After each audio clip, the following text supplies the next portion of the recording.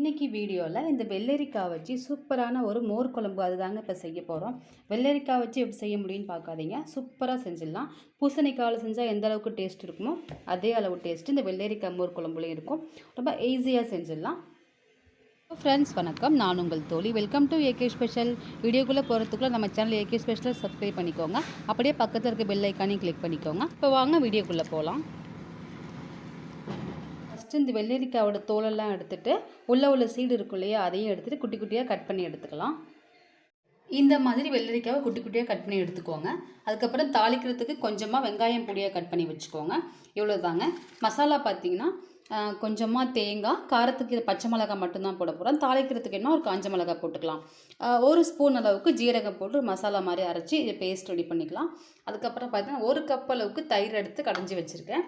இப்போ நம்ம வெள்ளரிக்காய் மோர் குழம்பு செய்ய ஆரம்பிச்சிடலாம். இப்போது கடாய் சூடாக இருக்குது. தாளிக்கிறதுக்காக நான் ஒரு ஸ்பூன் எண்ணெய் சேர்த்துக்கிறேன். எண்ணெய் சூடானதும் ஒரு அரை ஸ்பூன் அளவுக்கு ஜீரகம் சேர்த்துக்கோங்க. ஒரு காஞ்ச மிளகாய் சேர்த்துக்கோங்க. எல்லாம் பொரிஞ்சதுக்கப்புறமா கட் பண்ணி வச்சுருக்க வெங்காயமும் கொஞ்சமாக கருவேப்பிலை சேர்த்துக்கோங்க.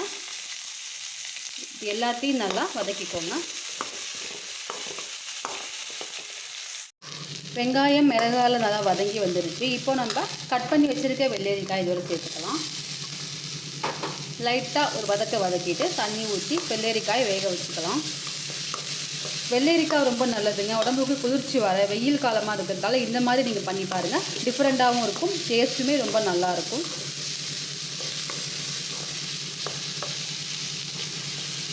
ஓகே, இந்த அளவுக்கு வதக்கினா போதுங்க. இப்போ அந்த காய் வேகிறதுக்கு தண்ணி சேர்த்துக்கலாம். இதில் கொஞ்சமாக மஞ்சள் சேர்த்துக்கோங்க. குழம்புக்கு தேவையான உப்பு வந்து கல் உப்பே சேர்த்துக்கோங்க. இப்போ இது எல்லாத்தையும் நல்லா இன்னொரு முறை கலந்து விட்டுட்டு ஒரு மூடி போட்டு இந்த காயை நல்லா வேக வச்சுருங்க. இந்த காய் ஒரு 10 நிமிஷம் வேகணும். தண்ணி நல்லா சுண்டி வெள்ளரிக்காய் நல்லா வெந்து வந்துருச்சு பாருங்கள். இந்த ஸ்டேஜில் நம்ம அரைச்சி வச்சுருக்க தேங்காய், ஜீரகம், பச்சை மிளகாய் பேஸ்ட் இதோட சேர்த்துக்கலாம். நல்லா கலந்து விட்டுக்கோங்க. ஒரு ஸ்பூன் அளவுக்கு அரிசி மாவு எடுத்துக்கோங்க. தண்ணி விட்டு நல்லா கட்டி இல்லாமல் நல்லா கரைச்சிக்கோங்க. கரைச்சதுக்கப்புறமா இதையும் இந்த குழம்புல சேர்த்துக்கோங்க. ஏன்னா கொஞ்சமாக கெட்டியாக இருக்கும், அதனால தான். இந்த அரிசி மாவு வந்து முற்றிலும் ஆப்ஷனல் தாங்க. உங்களுக்கு வேணும்னா சேர்த்துக்கோங்க, வேண்டாம் அப்படின்னா நீங்கள் ஸ்கிப் பண்ணிக்கோங்க. இது லைட்டாக ஒரு கொதி வரட்டும். கொதி வந்ததுக்கப்புறமா நம்ம மோர் கடைஞ்சி வச்சுருக்கோம் இல்லையா, மோரை ஊற்றி இறக்கிடலாம். ஒரு 5 நிமிஷம் ஆகும். தேங்காயோட பச்சை ஸ்மெல் போகணும், அதுக்காக தான். கொஞ்சமாக கொதி வரட்டும். நல்லா கொதிச்சு வருது, நல்லா கலந்து விட்டுக்கோங்க. இப்போது அடுப்பை லோ ஃப்ளேமில் வச்சுட்டு நம்ம எடுத்து வச்சுருக்க மோரை இந்த குழம்போடு சேர்த்துக்கோங்க. உங்களுக்கு எந்த அளவுக்கு குழம்பு வேணுமோ அந்த அளவுக்கு தயிரில் தண்ணி விட்டு நல்லா கடைஞ்சி மோராக கடைஞ்சி எடுத்துக்கோங்க. நல்லா கலந்து விட்டுக்கோங்க.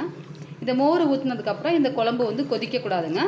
லைட்டாக பொங்கி வரும், அந்த ஸ்டேஜில் இறக்கிடணும். இதோட ஒரு பொடி அளவுக்கு மல்லி இலை பொடியாக கட் பண்ணி வச்சுருக்கேன், அதையும் சேர்த்துக்கோங்க. இது எல்லாத்தையும் இப்போ நல்லா கலந்து விட்டுக்கோங்க. இந்த வெயிலுக்கு ரொம்ப அருமையாக இருக்குங்க அந்த குழம்பு. சாதத்தில் போட்டு சாப்பிட்டீங்க அப்படின்னா அவ்வளோ குழுன்னு ரொம்ப நல்லாயிருக்கும்.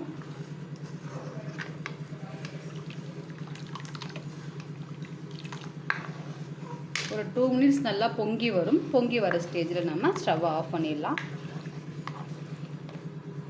இப்போ பாருங்கள், பபிள்ஸ் வர ஆரம்பிச்சிட்டு அவ்வளோதாங்க, போதும். குழம்பு ரெடி ஆகிடுச்சு. இப்போ நம்ம அடுப்பை ஸ்விட்ச் ஆஃப் பண்ணிடலாம். இதை அப்படியே வேறு ஒரு பவுலுக்கு ட்ரான்ஸ்ஃபர் பண்ணிக்கலாம். பாருங்கள், சூப்பரான டேஸ்டான ரொம்ப சிம்பிளான வெள்ளரிக்காய் மோர் குழம்பு ரெடிங்க. நீங்களும் இதே மாதிரி உங்கள் வீட்டில் ட்ரை பண்ணி பாருங்கள். ட்ரை பண்ணி பார்த்துட்டு எப்படி இருக்குது என்னன்னு சொல்லிட்டு கமெண்ட்ஸில் சொல்லுங்கள். வேறு ஒரு வீடியோவில் பார்க்கலாம். தேங்க்யூ.